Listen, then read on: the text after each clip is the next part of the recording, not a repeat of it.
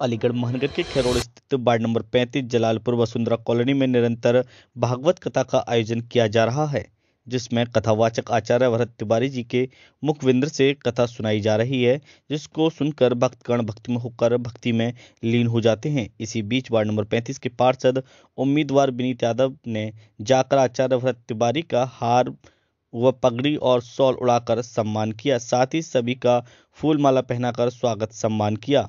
इसके लिए आचार्य भरत तिवारी ने वार्ड नंबर 35 की आगामी जीत के लिए विनीत यादव को आशीर्वाद दिया।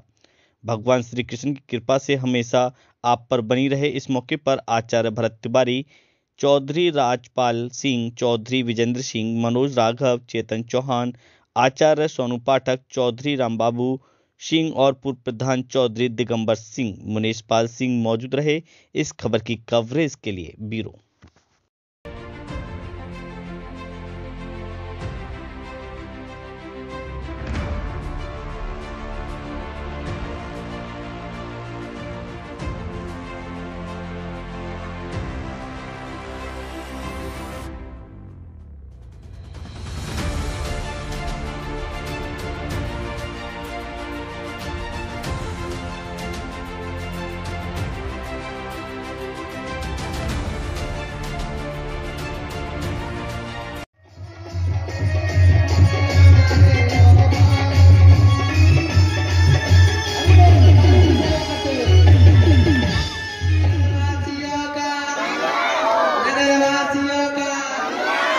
के आनंद की सत्य सनातन वैदिक धर्म की पार्वती हर हर हर महादेव।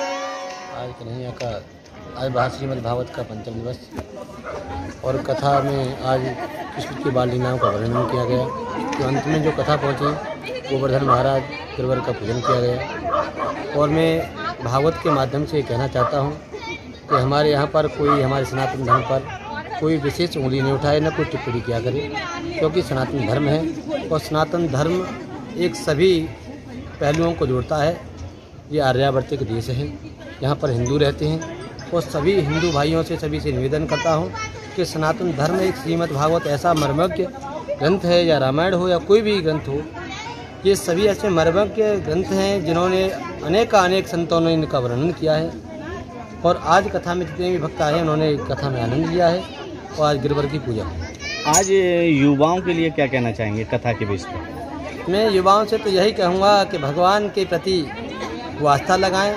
जैसे हमारे एक युवा हुए हैं, जो एक युवा संत हैं जिनका नाम है धीरेन्द्र कृष्ण शास्त्री।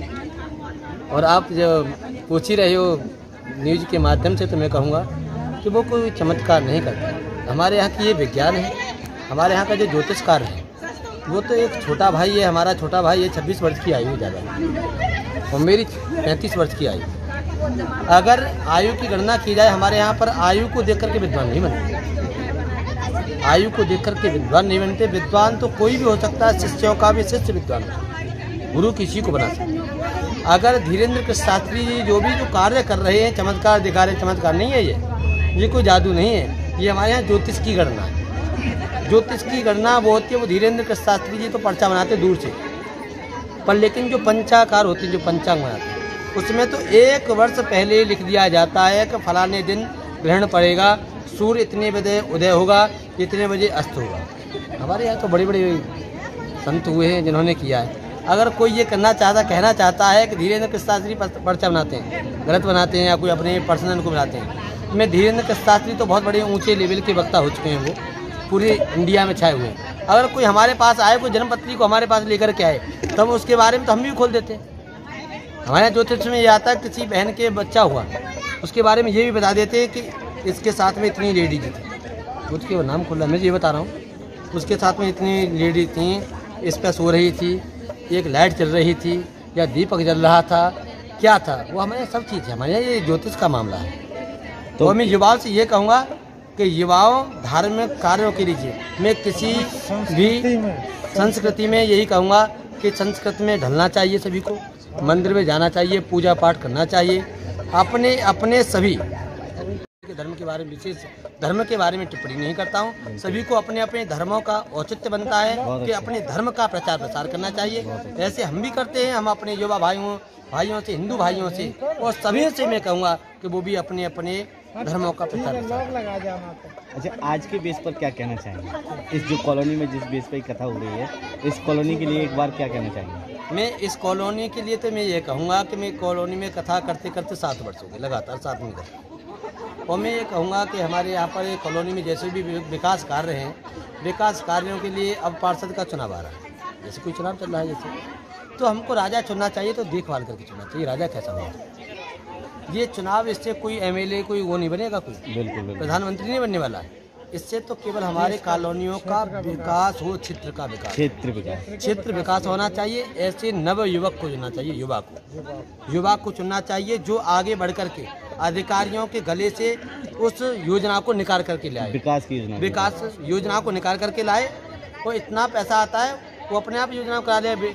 हमारे यहाँ पर विनीत भाई जी लड़ रहे हैं, मैंने इनको देखा तो मैंने इनको पहले दिन से सपोर्ट कर दिया था। विनीत भाई बहुत अच्छे हैं और बहुत जागरूक हैं और ये हमेशा लग रहे हैं, इनको देख रहा हूँ। और हमेशा मैं तो यही करूँगा, भगवान से, ठाकुर जी से प्रार्थना यही करूँगा कि विनीत भैया आगे हमारे प्रत्याशी और पार्षद बने, हमारे यहाँ के प्रत्याशी नहीं पार्षद बन करके आए और हम इनका मान सम्मान करें। अगली साल वाल कथा हो तो मैं इनको ये पार्षद बन करके आए, यहाँ पर प्रत्याशी बन। क्या नाम है आपका? मेरा नाम आचार्य भरत तिवारी।